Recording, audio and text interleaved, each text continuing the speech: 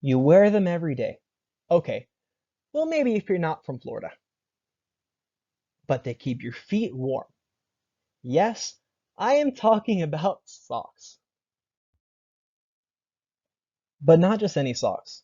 In fact, I am talking about Nike's Everyday Plus lightweight footy socks, specifically designed to keep your feet dry and comfortable even during heavy sports.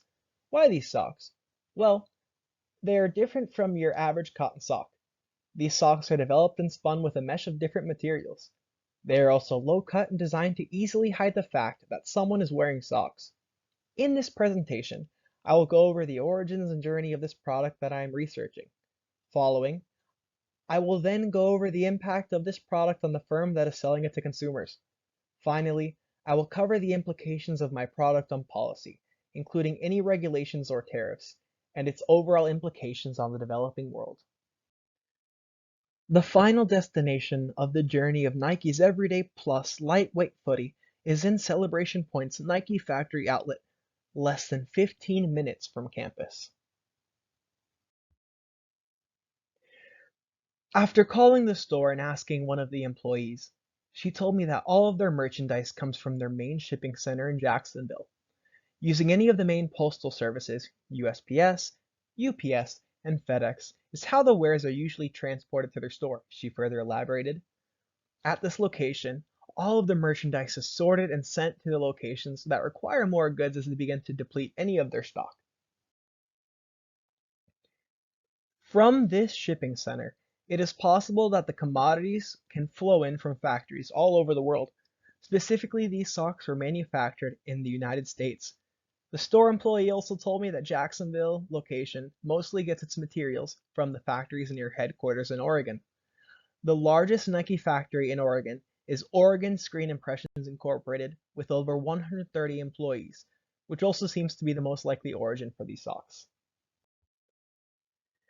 Now, Nike's affiliation with Chinese company manufacturers of their synthetic constituent products begins to become more obscure. The socks are made of 57% nylon, 40% polyester, and 3% spandex. So, as I checked on the polyester factories in China that worked with Nike, the direct transparency that Nike claimed to take pride in seemed to vanish. Luckily, I was able to go to the internet and search for the largest polyester and synthetic yarn producers that work with Nike and ended up with Zhejiang Jiabao New Fiber Corporation Ltd.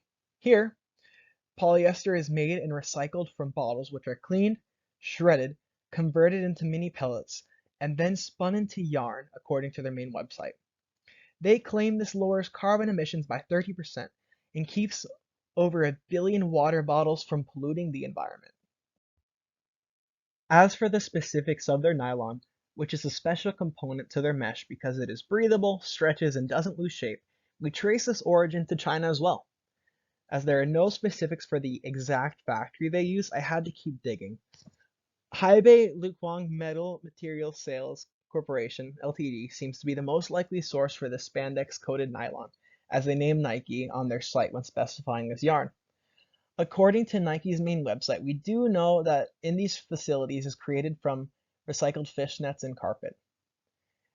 They clean, sort, and grind it into flakes before using chemicals to clean it. Nike claims that this drops carbon emissions by 50%. Now, while the spandex is only a small portion, this also stems from China as well. They coat the nylon yarn with spandex, ultimately naming it spandex yarn, according to manufacturers of this constituent product. Nike obtains their black dye for these socks by using a non-traditional chemical treatment called color dry.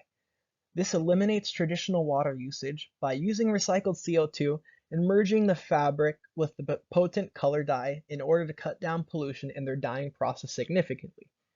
The dye itself is made in Taiwan by Daico Textile Systems, in which Nike is a heavy investor. Their technology is said to save 40% of energy and dye 60% faster while eliminating chemical pollution. The complex pieces of the puzzle that go into making a single pair of socks are apparent once you see all of the efforts that went into producing them. I believe that these socks have a large impact on the retailer. They're right in your face when you enter the store, so it's probably natural to just go and grab them because they're easy, they're cheap, and they're useful. I'm sure that by having socks that are more functional than your average cotton blend, that people want to buy them. And they're very sustainable, so I'm sure that it helps the market and it helps them get even larger quantities for cheaper. The policies on trade between the United States and China are tightening as the trade war begins to intensify. Surprisingly, Nike seems to be unaffected, as their current Chinese consumers have only continued to consume even more of their products in the current years than before. In 2019, shares for their manufacturers were up by 22%, according to Investopedia. The tariffs continue to be a large topic of discussion, regardless of Nike's spot in the center of this trade war. During the Trump administration, textile imports from China had faced higher duties than ever before as American producers of polyester fought to increase tariffs on textiles from China and won. This disturbed the harmonized tariff schedule of the United States, as now only China was subject to higher levels of tariffs. It was a tit-for-tat strategy war, as Trump planned to raise tariffs from 10% to 20%.